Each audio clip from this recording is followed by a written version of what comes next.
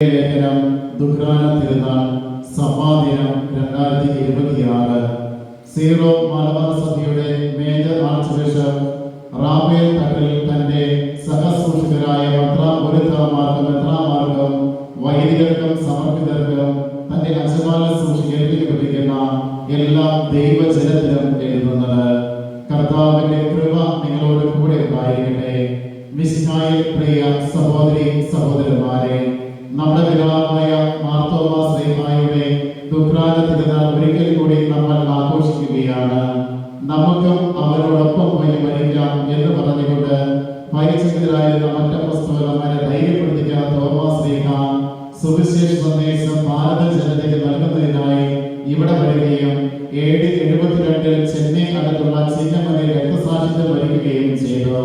തോമാ ശ്ലീഹായുടെ പ്രേക്ഷിത പ്രവർത്തനത്തിന്റെയും രക്തസാക്ഷിത്വത്തിന്റെയും ഏറ്റവും വലിയ തെളിവുകളിൽ ഒന്നാണ് മാർത്തോമ പാരമ്പര്യത്തിൽ ജീവിക്കുന്ന ഭാരതത്തിലെ സഭാ സമൂഹങ്ങൾ. സീറോ മലബാർ സഭയെ സംബന്ധിച്ച് ജൂലൈ 3-ാം തീയതി ആത്മീയ സ്വത്വത്തിന്റെ ഒരു ദിവസമാണ്. അതുകൊണ്ട് തന്നെയാണ് ദുഃഖാന തിരുനാൾ സീറോ മലബാർ സഭാ ദിനമായി നമ്മൾ ആചരിക്കുന്നത്. ഉദ്ധിതനായ യേശു തങ്ങൾക്ക് പ്രത്യക്ഷനായെന്ന് മറ്റ് അപ്പസ്തോലന്മാർ പറഞ്ഞത് വിശ്വസിക്കാതെ തനിക്ക് ഗുരുവിനെ കാണണമെന്ന ശ്ലീഹ വാശി പിടിക്കുന്ന രംഗം വളരെ ഹൃദയസ്പർശിയാണ്.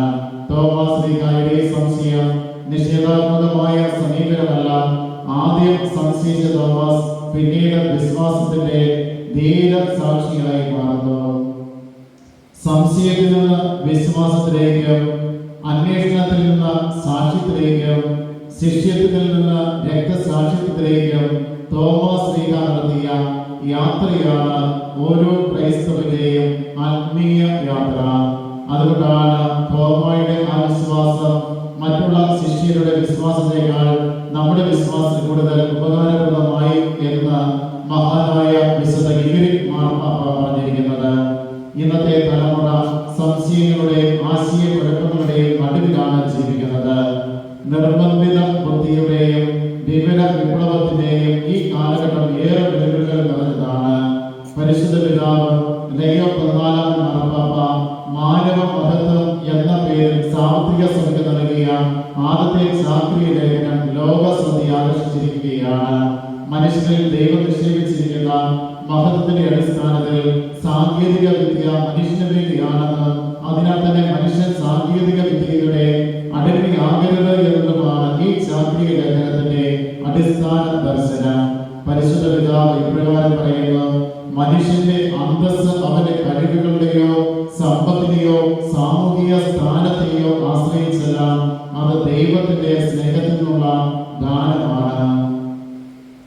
മനുഷ്യന്റെ അന്തസ്സും മഹത്വവും സംരക്ഷിച്ചുകൊണ്ട് നീതിയുടെയും സാഹോദര്യത്തിന്റെയും ലോകം പണിയുക എന്നത് ഓരോ തലമുറയുടെയും ദൗത്യമാണെന്ന് ശാസ്ത്രീയ ലേഖനം വ്യക്തമാകുന്നു.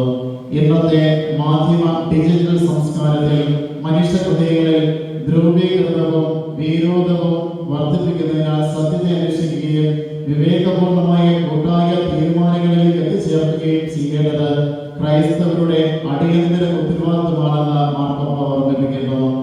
അഭ്യൂഹങ്ങൾ പ്രചരിപ്പിച്ച് സത്യത്തെ കൂടിവെക്കുന്ന ഈ കാലഘട്ടത്തിൽ മാർത്തോമാ ശ്ലീഹായെ പോലെ സത്യാന്വേഷികളാകുവാൻ നമുക്കും സാധിക്കണം.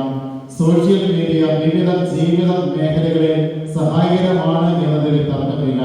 എന്നാൽ വ്യാജ വാർത്തകളും വിദ്വേഷ പ്രചരണങ്ങളും അപവാദങ്ങളും ബോധപൂർവം പ്രചരിപ്പിക്കുന്ന ഇടം കൂടിയാണ് ഇത് എന്നത് യാഥാർത്ഥ്യമാണ്. മറ്റുള്ളവരെ അഭിവ്യക്തിപ്പെടുത്തുന്നതും നിഷ്കളങ്കരെ ഉപദ്രവിക്കുന്നതും അസത്യം പ്രചരിപ്പിക്കുന്നതുമായ സോഷ്യൽ മീഡിയ പോസ്റ്ററുകൾ ഉണ്ടാക്കുന്നതും അവ വിവേചനമില്ലാതെ ഫോർവേഡ് ചെയ്യുമ്പോൾ കൊല്ലരുത് എന്ന 5-ാം പ്രമാണമാണ് ലഭിക്കുന്നത്. അറിയാത്ത കാര്യം അന്വേഷിക്കുവാനും നന്മ അല്ലാത്തവ പ്രോത്സാഹിപ്പിക്കാതിരിക്കുവാനും തിന്മയെ എതിർത്ത് തോൽപ്പിക്കുവാനും ആവശ്യമായ വിവേചനാശക്തിയും ജാഗ്രതയും ഇന്ന് നമുക്ക് ആവശ്യമാണ്. ഇന്ന് നമ്മുടെ സമൂഹത്തിൽ പാവപ്പെട്ടവരും സ്വാധീനമില്ലാത്തവരും അവഗണിക്കപ്പെടുന്നവരുമായ ഒരു സാഹചര്യമുണ്ട്. പ്രായമായ മാതാപിതാക്കന്മാർ പലപ്പോഴും മക്കളുടെ ക്രൂരതയ്ക്ക് ഇരയാകുന്നു. കുടുംബങ്ങളിലും സമൂഹങ്ങളിലും വിവിധ തലങ്ങളിലും ബന്ധങ്ങൾക്ക് വിള്ളൽ വീഴുമ്പോൾ മുറിവേൽപ്പിക്കപ്പെടുന്നത് നീതിയുടെയും ന്യായത്തിന്റെയും സാങ്കേതിക വശത്ത് നിൽക്കുന്നവരാണ്. വളർന്നു വരുന്ന കുട്ടികളുടെ ഇടയിൽ വർദ്ധിച്ചു വരുന്ന അക്രമം ആശങ്കയുയർത്തുന്നു. ലഹരിയുടെ ഉപയോഗം അതുവഴിയുള്ള ആക്രമണങ്ങളും സമൂഹത്തിന്റെ സുസ്ഥിതിയെ തന്നെ അപകടത്തിലാക്കുന്നു. ഇവിടെയെല്ലാം മനുഷ്യന്റെ മഹത്വം നഷ്ടപ്പെടുത്തുന്ന സാഹചര്യങ്ങൾ നിലനിൽക്കുന്നുണ്ട്. പരിശുദ്ധ പിതാവ് ആഹ്വാനം ചെയ്യുന്നത് പോലെ മനുഷ്യന്റെ അഹങ്കാരത്തിന്റെയും താൻപോരിമയുടെയും പ്രതീകാത്മകമായ ബാബേൽ ഗോപുരങ്ങൾ തകർത്ത് കളയുന്ന നീതിയും സമാധാനവും നിലനിൽക്കുന്ന ദൈവ മനുഷ്യ നഗരത്തിന്റെ നിർമ്മിതിക്കായി ഓരോരുത്തരും അവരുടെ പ്രവർത്തന മേഖലകളിൽ ജാഗ്രതയോടെ വർദ്ധിക്കേണ്ടിയിരിക്കുന്നു. വിശ്വാസത്തിന്റെ ആദ്യ പാഠശാല കുടുംബമാണ്. മാതാപിതാക്കളും മക്കളും ഒരുമിച്ച് പ്രാർത്ഥിക്കുന്നതും ഭക്ഷണം കഴിക്കുന്നതും കുടുംബത്തിലെ ഉത്തരവാദിത്തങ്ങൾ പങ്കുവയ്ക്കുന്നതും നമ്മുടെ ധന്യമായ പാരമ്പര്യങ്ങളിൽപ്പെട്ടതാണ്. എല്ലാവരും അവരവരുടെ തിരക്കുകളിലും ജോലികളിലും വ്യാപൃതരാകുമ്പോൾ കുടുംബത്തിന്റെ പൊതുവായ ആത്മീയത സംബന്ധിക്കുന്നതിൽ വീഴ്ച വരുത്തുന്നുണ്ടോ എന്ന് ആത്മപരിശോധന ചെയ്യേണ്ടിയിരിക്കുന്നു. മാതാപിതാക്കൾ മക്കൾക്ക് സാങ്കേതിക വിദ്യയുടെ ഉപയോഗത്തോടൊപ്പം മാനുഷിക മൂല്യങ്ങൾ കൈമാറണം. ഡിജിറ്റൽ അടിമത്തത്തിന്റെ അപകടത്തെക്കുറിച്ച് ലൈവ മാർപ്പാപ്പ തന്റെ ചാത്രിക ലേഖനത്തിൽ പ്രത്യേകം പരാമർശിക്കുന്നുണ്ട്. മൊബൈൽ ഫോണിന്റെ അമിത ഉപയോഗം, കുടുംബാംഗങ്ങൾ തമ്മിലുള്ള സംസാരം കുറയുന്നത്, കുട്ടികളിൽ വർദ്ധിച്ചു വരുന്ന സ്ക്രീൻ ആശ്രയത്വം, പ്രാർത്ഥനയ്ക്കുള്ള സമയക്കുറവ്, ഇതെല്ലാം ഇന്ന് നമ്മുടെ കുടുംബങ്ങൾ നേരിടുന്ന പ്രശ്നങ്ങളാണ്. കുടുംബ സാഹചര്യങ്ങൾ ഒരു വ്യക്തിയുടെ ആത്മീയവും ഭൗമികമായ രൂപീകരണത്തിൽ ചെലുത്തുന്ന സ്വാധീനം വളരെ വലുതും നിർണായകവുമാണെന്ന് പറയേണ്ടതില്ലല്ലോ. അതിനാൽ കുടുംബങ്ങളിൽ ഡിജിറ്റൽ ഉപവാസം ആചരിക്കുവാനും ഭക്ഷണ സമയങ്ങളിൽ ഫോൺ ഒഴിവാക്കുവാനും ദിവസവും കുടുംബ പ്രാർത്ഥനയ്ക്ക് സമയം കണ്ടെത്തുവാനും എല്ലാവരെയും ഞാൻ ആഹ്വാനം ചെയ്യുന്നു. കൂട്ടായ്മ സഭയുടെ സ്വഭാവമാണ്. അതിനാൽ തന്നെ സഭാംഗങ്ങൾ എല്ലാവരും കൂട്ടായ്മയിൽ വ്യാപരിക്കുകയും കൂട്ടായ്മ വളർത്തുകയും ചെയ്യുന്നവരാകണം. സഭയിൽ അഭിപ്രായ വ്യത്യാസം ഉണ്ടാകുന്നത് സ്വാഭാവികമാണ്. എന്നാൽ വിഭാഗീയ ചിന്താഗതിയും സഭാ ചൈതന്യത്തിന് നിരക്കുന്നതല്ല. സഭയെന്ന നാം എല്ലാവരും ഉൾപ്പെടുന്ന വലിയ കൂട്ടായ്മയാണ്. അതിനാൽ സഭാ സംവിധാനങ്ങളോട് ചേർന്ന് പ്രവർത്തിക്കാനുള്ള കടമ എല്ലാവർക്കുമുണ്ട്. വിശുദ്ധ സിപ്രിയാന്റെ വാക്കുകൾ പ്രകാരമാണ്: സഭയെ അമ്മയായി കാണുവാൻ കഴിയാത്തവർക്ക് ദൈവത്തെ പിതാവായി കാണുവാൻ കഴിയുകയില്ല. 2026 നമ്മുടെ സഭയിൽ സാമുദായിക ശാക്തീകരണ വർഷമായി ആചരിക്കുകയാണല്ലോ. ഈ വർഷാചരണത്തിന് വേണ്ടി സഭയുടെ പബ്ലിക് അഫയേഴ്സ് കമ്മീഷൻ വിഭാവനം ചെയ്തതും അംഗീകരിച്ചതുമായ കർമ്മപരിപാടികൾ സഭയുടെ വിവിധ തലങ്ങളിൽ ഫലപ്രദമായി നടപ്പിലാക്കുവാൻ ബന്ധപ്പെട്ട എല്ലാവരും ശ്രദ്ധിക്കുമല്ലോ. ഒരു വിശ്വാസ സമൂഹം എന്നുള്ള നിലയിൽ നമ്മുടെ ന്യായമായ അവകാശങ്ങൾക്ക് വേണ്ടി നാം വിട്ടുവീഴ്ചയില്ലാതെ നിലകൊള്ളുമ്പോഴും മറ്റുള്ളവരെ ബഹുമാനിക്കുവാനും പൊതുകാര്യങ്ങളിൽ സഹകരിക്കുവാനും സാധ്യമായ ഇടങ്ങളിലെല്ലാം കൈകോർത്ത് പിടിക്കുവാനും സഭാംഗങ്ങൾ ശ്രദ്ധിക്കണം. സമൂഹത്തിന്റെ പൊതു നന്മയ്ക്ക് വേണ്ടി നീതിപൂർവമായ ഒരു ലോക നിർമ്മിതിക്ക് വേണ്ടി എല്ലാവരുമായി സംവദിക്കുവാനും സഹകരിക്കുവാനും സഭയെന്നും താല്പര്യമാണ്. ആരെയും മാറ്റി നിർത്താതെ, വ്യത്യാസങ്ങളെ ഭയപ്പെടാതെ, സ്നേഹത്തോടും സത്യത്തോടും മറ്റുള്ളവരുമായി സംവദിക്കുന്ന സഭയായി നമ്മൾ മുന്നോട്ട് പോകണം. നമ്മുടെ പിതാവിന്റെ ധീരമായ മാതൃക പിന്തുടർന്ന് ഈശോയുടെ സുവിശേഷം നിർഭയം പ്രഘോഷിക്കുവാൻ നമുക്ക് കടമയുണ്ട്. നമ്മുടെ സഭാമക്കൾ സുവിശേഷത്തിന്റെ സൂക്ഷികരായി ലോകത്തിന്റെ വിവിധ ഭാഗങ്ങളിൽ സേവനം ചെയ്യുന്നു എന്നോർത്ത് ദൈവത്തിന് നന്ദി പറയാം. നമ്മുടെ സഭ ഈ അടുത്ത കാലഘട്ടങ്ങളിൽ സുവിശേഷ പ്രഘോഷണ മേഖലയിൽ നടത്തിക്കൊണ്ടിരിക്കുന്ന മുന്നേറ്റങ്ങളെ ഈ അവസരത്തിൽ അനുസ്മരിക്കുവാൻ ആഗ്രഹിക്കുന്നു. വൈദികരോടും സമൂഹത്തിനോടും ഒപ്പം ധാരാളം ആത്മായ പ്രേക്ഷിതരും സുവിശേഷ പ്രഘോഷണത്തിൽ യാത്രയിലാണ് എന്നത് ഏറെ സന്തോഷകരമായ കാര്യമാണ്. നമ്മുടെ സഭയിലെ ആത്മായുടെ സുവിശേഷ പ്രഘോഷണ സംരംഭങ്ങൾ ഏകോപിപ്പിക്കുന്നതിന് സഭാതലത്തിൽ ജീവൻ ജ്യോതി എന്ന മുന്നേറ്റം ആരംഭിച്ച കാര്യവും ഈ അവസരത്തിൽ സന്തോഷത്തോടെ അറിയിക്കുന്നു.